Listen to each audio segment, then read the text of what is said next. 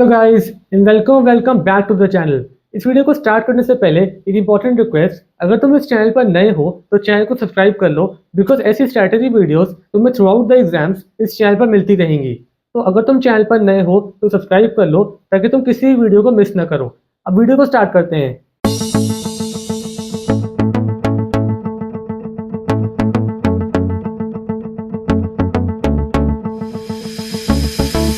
History civics के syllabus की official PDF है जो सीएससी काउंसिल की वेबसाइट पे अवेलेबल है।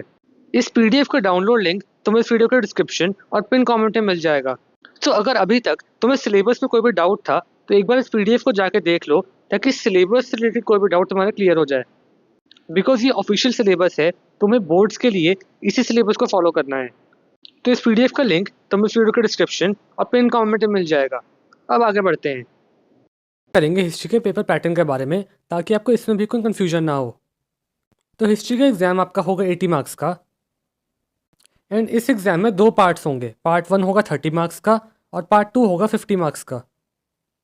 पार्ट 1 में दो क्वेश्चंस होंगे। क्वेश्चन 1 में एमसीक्यूज होंगे 16 मार्क्स के और क्वेश्चन 2 में शॉर्ट क्वेश्चंस होंगे।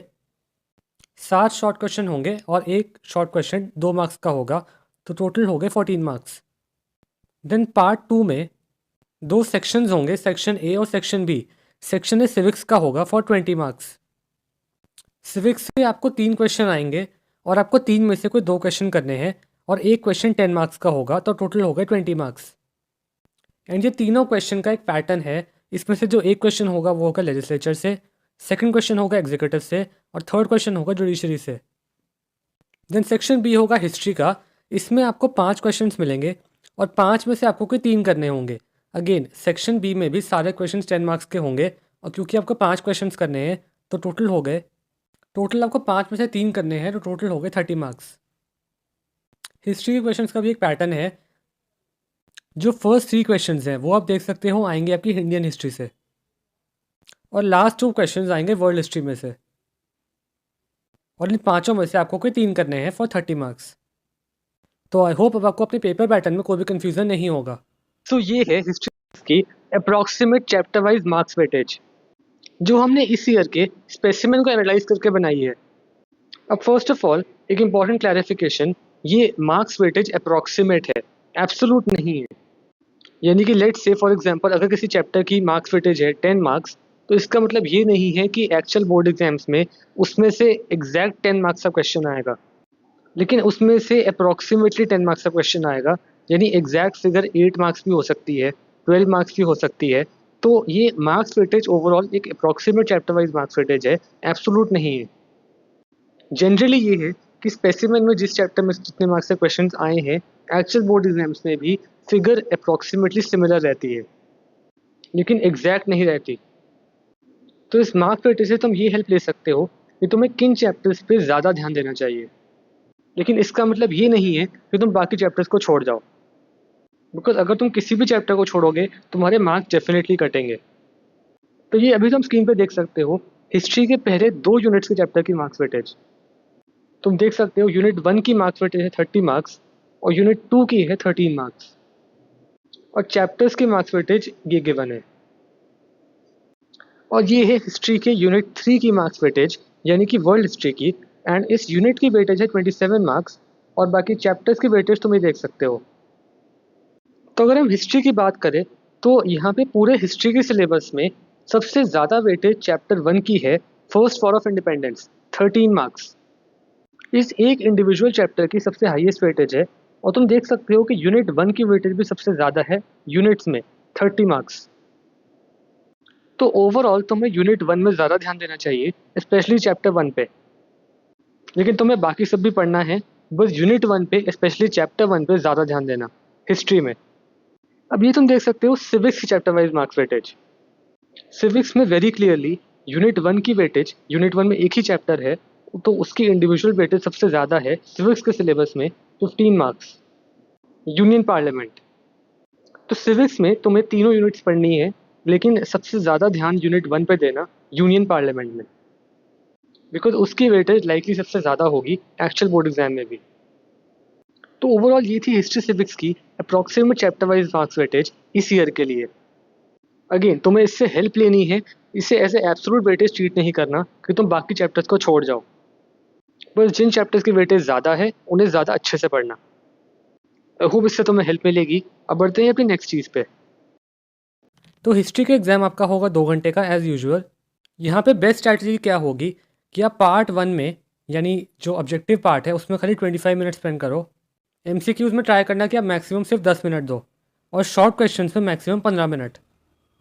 तो पार्ट 1 आपका 25 मिनट में हो जाना चाहिए आइडियली। देन पार्ट 2 में क्योंकि आपको 5 क्वेश्चंस करने हैं इन टोटल, 3 हिस्ट्री में से और 2 सिविक्स में से, तो आप पर क्वेश्चन 17 मिनट्स दे सकते हो। तो इन टोटल आपका पार्ट 2 हो जाएगा 85 मिनट्स में। और अगर आप इस स्ट्रैटेजी को फॉलो करते हो तो रिवीजन के लिए आपके पास 10 मिनट बचेंगे मिनिमम, और ये बहुत इंपॉर्टेंट है। इसलिए इस स्ट्रैटेजी को फॉलो करना ताकि आपको पेपर टाइम पर कंप्लीट भी हो जाए और आपके पास रिवीजन के लिए भी टाइम बचे। अब हम आते हैं कुछ इंपॉर्टेंट टिप्स पे जो कि आपको पता होनी चाहिए। So first of all, MCQs में ऑप्शन नंबर मत लिखना खाली, उसके आगे जो स्टेटमेंट या सेंटेंस गिवन होगा उसको भी लिखना। इससे क्या होता है कि अगर आपने गलती से ऑप्शन नंबर गलत भी लिख दिया तो एग्जामिनर समझ जाते हैं कि आपने गलती से ऑप्शन नंबर गलत लिखा होगा, क्योंकि उसके आगे की जो स्टेटमेंट लिखी है वो सही आंसर है। इसलिए इसे ध्यान में रखना। एंड हैंड राइटिंग के बारे में, अगर आपकी हैंड राइटिंग रीडेबल है तो आपको बिल्कुल भी चिंता करने की ज़रूरत नहीं है, बिकॉज आपके मार्क्स नहीं कटेंगे। तो आपकी हैंड राइटिंग बस रीडेबल होनी चाहिए। और एक बहुत माइनर गलती जो बच्चे करते हैं वो ये होती है कि वो वर्ल्ड वॉर 1 और वर्ल्ड वॉर 2 में कंफ्यूज हो जाते हैं। तो वर्ल्ड वॉर के चैप्टर्स को थोड़ा डिटेल में पढ़ के जाना ताकि आप उनमें कंफ्यूज ना हो, स्पेशली उनके कॉजेज़ में। तो वर्ल्ड वॉर 1 और वर्ल्ड वॉर 2 को थोड़ा डिटेल में पढ़ के जाना। अगेन, लिटरेचर की तरह हिस्ट्री में भी आंसर्स की लेंथ उतनी मैटर नहीं करती, कीवर्ड्स ज़्यादा मैटर करते हैं। तो अपने आंसर में जितने हो सके उतने कीवर्ड्स को ऐड करना। और हिस्ट्री की एक बहुत इंपॉर्टेंट चीज़ ये भी है कि आपको सारी डेट्स को अच्छे से याद करना है, और इसके लिए आप एक चार्ट भी बना सकते हो डेट्स को ईजिली याद करने के लिए।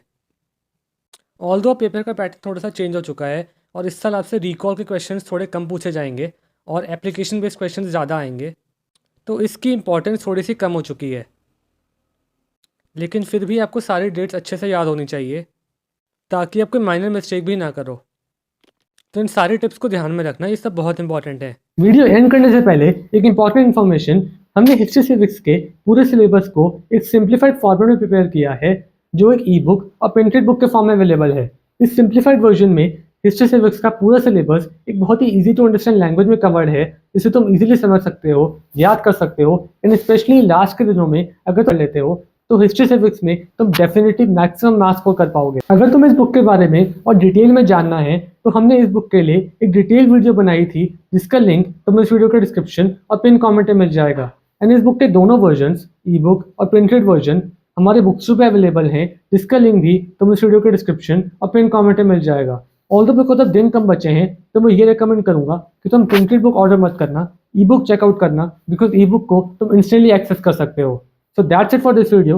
अगर तुम इस चैनल पर नए हो तो चैनल को सब्सक्राइब कर लो, बिकॉज आगे भी तुम्हें ऐसी वीडियोस मिलती रहेंगी। Thanks for watching and all the best for the exam.